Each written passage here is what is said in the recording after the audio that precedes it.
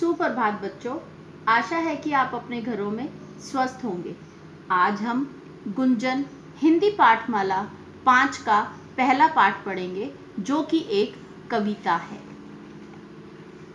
जिसका नाम है वह शक्ति हमें दो।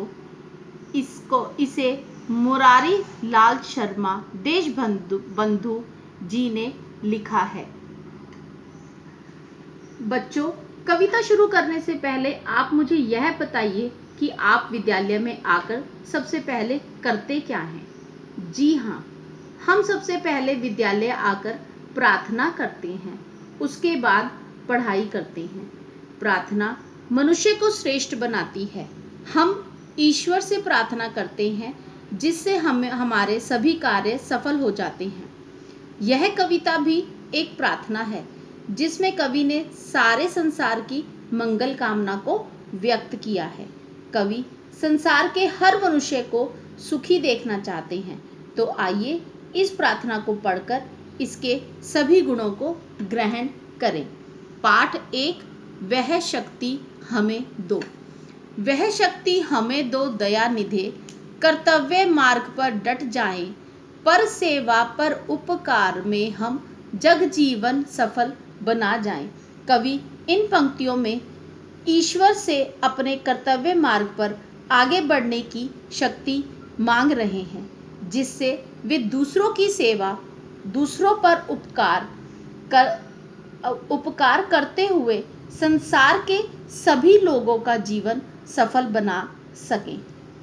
हम दीन हीन निबलों विकलों के सेवा बन संताप हरे, जो है अटके भूले भटके उनको तारे खुद तर जाएं।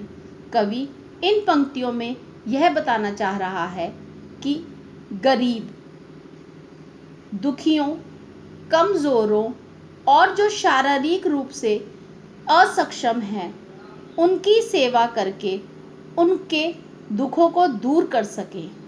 जो अपना आत्मविश्वास खो चुके हैं, अपनी राह से भटक चुके हैं, उन लोगों की मदद करके स्वयं अपने जीवन को सफल बना सके।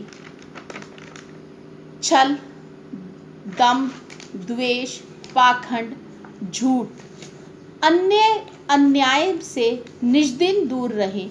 जीवन को शुद्ध सरल अपना शुचि प्रेम सुधा रस बरसाएं। कवि इन पंक्तियों में यह बताना चाह रहे हैं कि धोखा, घमंड, ईर्ष्या, बनावटीपन, असत्य और अन्याय से हमेशा ही हमें दूर रहना चाहिए। वे शुद्ध और सरल जीवन व्यतीत करते हुए सभी जीव जंतुओं के प्रति प्रेम भावना रखना चाहिए और निस्वार्थ उनकी सेवा करनी चाहिए। निज आन बान मर्यादा का प्रभु ध्यान रहे, अभिमान रहे। जिस देश जाति में जन्म लिया, बलिदान उसी पर हो जाए। कवि इन पंक्तियों में अपने देश की संस्कृति और मर्यादा पर गर्व करते हैं। वे चाहते हैं कि जिस भारत देश की मातृभूमि में पर हमने जन्म लिया है, उस मातृभूमि की सेवा करते हुए हम अपना सब कुछ उस पर न्यौछावर कर दें। अंत में हम इस प्रार्थना से हमें इस प्रार्थना से यह संदेश मिलता है कि दूसरों की भलाई की भावना होनी चाहिए।